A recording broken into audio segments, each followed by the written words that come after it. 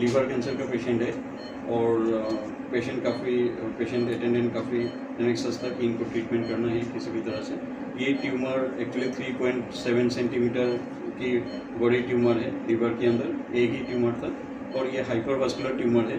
तो हम लोग का डिफरेंस ये था कि हम लोग MWA करें या test trans arterial chemo embolization दें या माइक्रोवेव एब्लेशन करके इस ट्यूमर को ट्रीटमेंट करें। बाकी हम लोगों ने जो रिसर्च पेपर्स है उसका ऊपर डिपेंड करके हम लोगों ने डिसाइड किया कि इस पेशेंट को हम test that is trans arterial chemo embolisation करेंगे, जिसमें केमो मेडिसिन हम सिर्फ ट्यूमर का अंदर ही देंगे, कोई दूसरा ऑर्गन को बिना इफेक्ट किए बिना।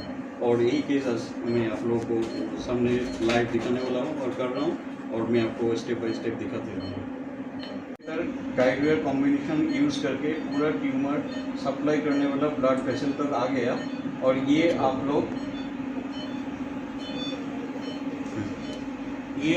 ये मॉनिटर में आप लोग देख पा रहे हैं, ये जो है ये है ट्यूमर वाला एरिया। धीरे धीरे ये कॉन्ट्रास्ट फीलिंग आर्टेरियल स्टेज में ले रहा है।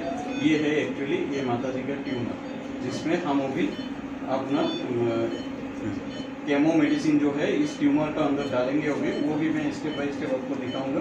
तो ये ट्यूमर में डालने से यही है कि ट्यूमर का अंदर हम लोग टारगेटेड थेरेपी करते हैं। बॉडी का बाकी कोई भी जगह पे ये मेडिसिन नहीं जाएगा, ये सिर्फ ये ट्यूमर का अंदर ही जाएगा और ये ट्यूमर को किल करेगा।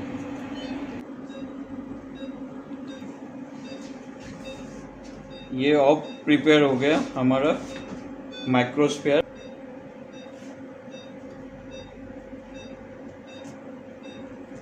Now it is ready to use.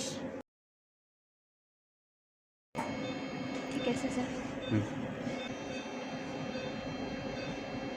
ये है हमारा ट्यूमर जो कॉन्ट्रास्ट जा रही है,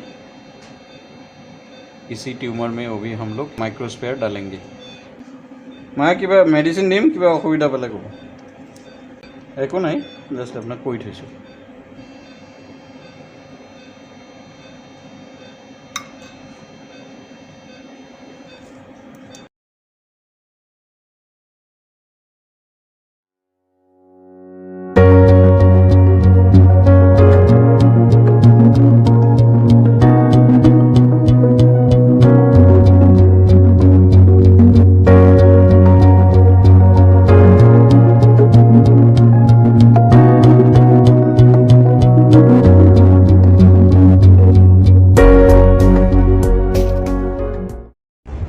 কিবা ডিফারেন্স কিবা ফিল কৰিছে আগতকে? আগতকে মানে আগে ধৰক এইকেইডোখৰ সঁচাকৈ কৈ থাকে কালি হাড়ডালত বিষাই, ইয়াতো বিষাই, এতিয়া নাই হোৱা কৰে সেইবিলাক নাই ন?